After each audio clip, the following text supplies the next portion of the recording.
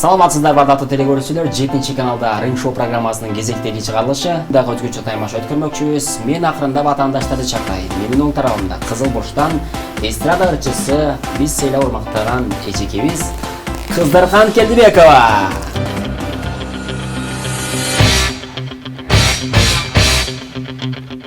Эжекебизге атаандаш болуучу инсан. Өзгөчө мукамдуу урларды, өзгөчө хитерлардын аткаруучусу Эсен Жаңышбаев. Эстрада ырчысы биздин эжекебиз Акмарал Жоробаева. Андай деп сүйлөгөн. Жок, керек болсун. Кечирим сурайм анда, эгерде балаңызды тим эле атпагым деп атсаңыз, анда кечирип коюңун да. Ачылган кызыл гүлдөй ай жытыңан